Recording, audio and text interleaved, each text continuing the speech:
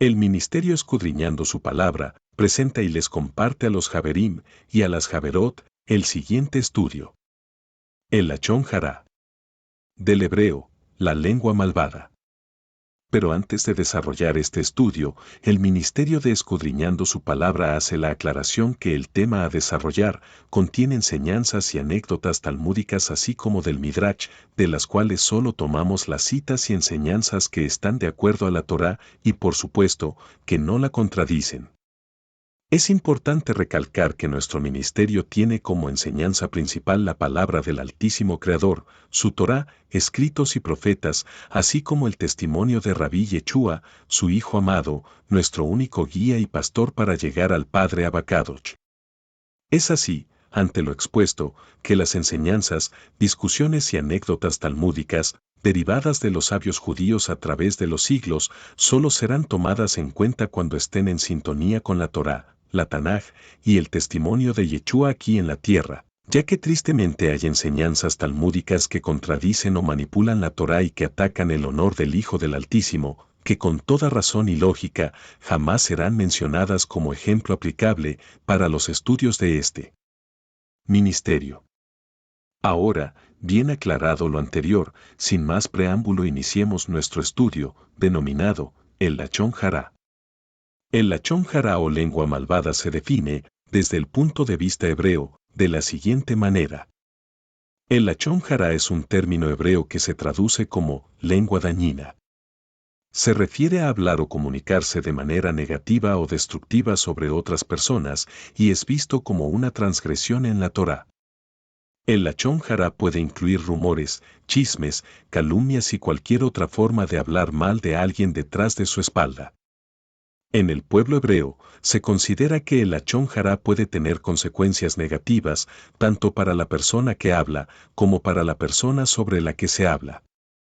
Se enseña que es importante hablar de manera constructiva y respetuosa, y evitar hablar de manera negativa o dañina sobre otras personas. Además de ser visto como una transgresión a la Torá, el Lachón Jará también es considerada una forma de violar otros preceptos sobre la honestidad, la justicia y el respeto hacia los demás. Por lo tanto, se espera que los practicantes de la Torá eviten el Lachón Jará y hablen de manera positiva y respetuosa sobre los demás. La palabra hablada goza de mucho prestigio entre el pueblo hebreo. El Todopoderoso creó al mundo con 10 expresiones habladas, dice el Talmud en Pirkei Avot, capítulo 5 verso 1. El Lachón Jará, o hablar de manera negativa o dañina sobre otras personas, es un tema recurrente en la Torá y en otros textos hebreos. El fundamento en la Torá para la prohibición de el Lachón Jará proviene de varios mandamientos y enseñanzas. Algunos de los versos relevantes en la Tanaj incluyen: no difamarás a tu prójimo, Levítico 19:16. No difames entre tu pueblo, Levítico 19:17. No entres en la casa del justo con mala intención, Salmo 15:3. No difames ni oprimas a tu prójimo, Proverbios 3:30. La vida y la muerte están en manos de la lengua, dijo un hombre sabio, el rey Salomón, en su libro de Proverbios, capítulo 18 verso 21. Veamos pues, algunas leyes, conceptos y anécdotas relacionados con el tema de la palabra hablada, tanto su aspecto negativo como su aspecto positivo. Encontramos en la Biblia 3 tipificaciones en cuanto a la prohibición de hablar mal del prójimo, según los estudiosos y sabios del pueblo hebreo. La primera, denominada en hebreo, rejilut, que significa chismear o contar cosas de la intimidad de otro, aunque no sea algo negativo. La segunda, denominada en hebreo, Lachón Jará, que se refiere a la lengua malvada, que habla mal de otro, aunque sea verdad. La tercera, llamada en hebreo, Motzis Shemra, que se refiere a difamar, hablando mentiras sobre el prójimo. La gravedad del Lachón Jará se ve ilustrada en la siguiente anécdota. Jaimito viene a un sabio judío buscando la manera de corregir el hecho que había hablado mal contra su amigo, y de lo cual está muy arrepentido. El sabio judío le manda cortar la punta de una almohada de plumas y salir a caminar por las calles de la ciudad desparramando las plumas por doquier y después volver a verlo. El hombre cumple con las instrucciones del sabio judío, sufriendo la humillación de la burla de la gente. Al terminar, vuelve al sabio judío, algo aliviado por la penitencia que hizo. Ahora, dice el sabio judío, anda a recolectar a todas las plumas. ¿Cómo es posible?, pregunta el hombre. El viento las desparramó para todas partes. Entonces, responde el sabio judío, como pretendes deshacer el daño de tus palabras, ya están desparramadas por todos lados. El rey David, en el Salmo 64 verso 4, compara las palabras con flechas. Una explicación es que son similares en que ambas, antes de lanzarlas, uno es el dueño sobre ellas, después de lanzarlas, son ellas las dueñas sobre uno. ¿Qué nos dice la carta de Santiago acerca de la lengua en el Brit Hadashah? En la Biblia, Santiago habla de la lengua en el capítulo 3 de su carta y destaca su poder para bendecir y maldecir. Santiago dice que la lengua es un pequeño miembro, pero que puede causar muchos males. Enseña que la lengua debe ser controlada y que la verdad y la bondad deben ser expresadas por medio de ella. Santiago también dice que la lengua es un fuego incontrolable y que la persona que la usa sin control es como una rama seca en el fuego y que el resultado es la destrucción. Veamos un fragmento de la carta de Santiago en su capítulo 3, que dice lo siguiente. Hermanos míos, no pretendan muchos de ustedes ser maestros, pues, como saben, seremos juzgados con más severidad. Todos fallamos mucho. Si alguien nunca falla en lo que dice, es una persona perfecta, capaz también de controlar todo su cuerpo. Cuando ponemos freno en la boca de los caballos para que nos obedezcan, podemos controlar todo el animal. Fíjense también en los barcos. A pesar de ser tan grandes y de ser impulsados por fuertes vientos, se gobiernan por un pequeño timón a voluntad del piloto. Así también la lengua es un miembro muy pequeño del cuerpo, pero hace alarde de grandes hazañas. Imagínense qué gran bosque se incendia con tan pequeña chispa. También la lengua es un fuego, un mundo de maldad.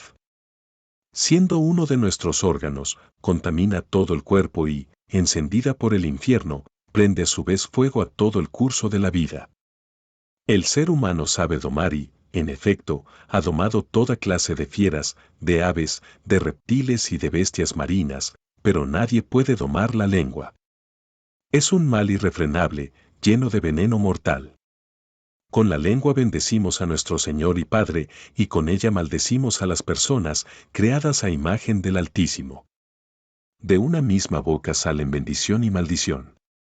Hermanos míos, esto no debe ser así. ¿Puede acaso brotar de una misma fuente agua dulce y agua salada? Hermanos míos, ¿acaso puede dar aceitunas una higuera o higos una vid? Pues tampoco una fuente de agua salada puede dar agua dulce. Ahora, al respecto, veamos algunos versos de los salmos que hablan de la lachón jará. Salmo 34 verso 13 y 14, guarda tu lengua del mal, y tus labios de hablar engaño.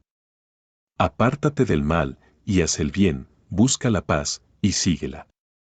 Salmo 39, 1, dije, guardaré mis caminos para no pecar con mi lengua, guardaré mi boca como con mordaza mientras el impío esté delante de mí. Salmo 41, 5, mis enemigos dicen mal de mí, cuando morirá, y perecerá su nombre. Salmo 101, 5, al que infamaba en secreto a su prójimo, yo lo destruiré, al de ojos altaneros y de corazón vanidoso, no lo soportaré. Salmo 120, verso 2 y 3, oh Altísimo, líbrame de labios mentirosos, y de lengua fraudulenta. ¿Qué te dará, o qué te aprovechará, lengua engañosa? Es importante recordar que la lachón jará, o el hablar mal de otros, es considerado un pecado en la Torá y en muchas otras religiones y sistemas éticos. Los salmos mencionados muestran la importancia de controlar la lengua y evitar difamar a los demás. Alguien dijo, la diferencia entre el sabio y el necio es un instante, el sabio piensa un instante antes de hablar, mientras que el necio piensa un instante después de haber hablado. Una regla interesante es que, si alguien te dice algo personal, está prohibido divulgarlo hasta que no te autorice a hacerlo. Mucha gente piensa al revés: si no me dijo que no lo repita, ¿por qué no repetirlo? La halajá determina que, hasta no tener autorización para divulgarlo, se debe permanecer en reserva. Según el Midrash, en la sección de Vaikra Rabá, capítulo 26, verso 2, el lachón jará, o hablar mal del prójimo, se denomina el triple asesino, ya que mata a quien habla, al que escucha, y a la persona de quien están hablando. Hay que entender lo siguiente. Se entiende que, el que habla, y el que escucha, están en infracción y deben sufrir las consecuencias, pero ¿qué culpa tiene el de quien hablan? El sabio judío explica que el hablar sirve no solo para describir una situación ya existente, sino que, de hecho, la crea y la fortifica. Cuando hablo mal de alguien, ese mal latente que tiene llega a revelarse, se vuelve más tangible, y lo mata, aunque sea nada más que en la realidad hablada. Así como hablar mal de alguien lo afecta negativamente, hablar bien es poderosamente beneficioso. Cuando uno habla bien de alguien, despierta lo positivo latente en él. Esto tiene una implicancia sorprendente. Cuando nos enteramos que alguien hizo algo negativo, tendemos a pensar, aunque no lo digamos, en lo negativo que hizo. Hay, no obstante, otra reacción posible. Mira qué potencial para hacer el bien debe tener esta persona, si pudo hacer tanto daño. Si uno no solo lo piensa, sino lo dice, puede despertar en el malo su potencial positivo. A propósito de esto, encontramos en el Talmud en la sección Baba Metzia, párrafo 84, la siguiente historia. El sabio Yohanan estaba bañándose en el río Jordán. Lo vio un líder de una banda de ladrones y saltó al río para asaltarlo. Le dijo el sabio Yohanan: tu fuerza sería ideal para el estudio de Torá. Respondió el líder de la banda de ladrones: tu aspecto sería bueno para atraer a las mujeres. Dijo el sabio Yohanan al ladrón: si te dedicas al estudio de la Torá, mi hermana, que es muy linda, se casaría contigo. Aceptó el trato y llegó a ser un gran sabio. Vemos aquí, en este relato, un ejemplo del efecto que puede tener ver un potencial positivo dentro de una situación aparentemente negativa. Este principio se aplica también en la educación de los niños. Si rezongamos lo negativo de su conducta, sin darnos cuenta, lo estamos reafirmando. En cambio, al realzar lo positivo de su conducta o de su potencial para hacer el bien, les damos fuerza e incentivo para comprobar esas palabras y expectativas positivas con acción. Si el niño mintió, por ejemplo, en vez de decirle: ¿por qué mentiste?, se le dice: un niño tan inteligente como tú puede lograr las cosas diciendo la verdad, aunque a veces puede ser tentador no ser tan honesto. Según las enseñanzas jasídicas, cada palabra hablada afecta al ambiente mundial. Se recomienda que uno sepa de memoria versos y pasajes de Torá para poder pronunciarlos en cada oportunidad, ayudando así a purificar el aire del mundo. El rey David declara en el Salmo 8, verso 3. De la boca de criaturas y lactantes, tú has cimentado fortaleza, para oponer a tus enemigos, para poner fin al adversario y al vengador. Nuestros sabios explican que una de las fuentes del poder del pueblo hebreo está justamente en el aliento puro del estudio de la Torá por medio de los niños, que no han probado el sabor del pecado. Vemos la importancia de la palabra hablada en el lugar céntrico que tienen las bendiciones en la vida hebrea. Antes de cumplir con una mitzvah, los hebreos bendecimos al Altísimo, así como antes de aprovechar las cosas de este mundo tan maravilloso. Hay otras ocasiones más que requieren que uno pronuncie una bendición, como, por ejemplo, luego de salvarse de un peligro. De hecho, en un día común y corriente los hebreos pronunciamos unas 100 bendiciones. Dos lecciones muy importantes que esto nos enseña son que la palabra más importante en el lenguaje humano es gracias, y que no alcanza con sentir o pensarlo, sino que hay que decirlo. En conclusión, el auténtico pueblo del Altísimo está llamado a hablar siempre con bondad y a tratar a los demás con respeto y compasión. La Lachón Jara es un recordatorio de que nuestras palabras tienen poder y que debemos ser conscientes de cómo las usamos. Por eso, la próxima vez que hablemos, pensemos 2 veces antes de hablar y reflexionemos, encomendándonos al Altísimo. El Ministerio Escudriñando su Palabra les agradece el haber escuchado este estudio y se despide diciendo: Shalom al verdadero pueblo del Altísimo, por los méritos de Rabí Yeshua de Nazaret.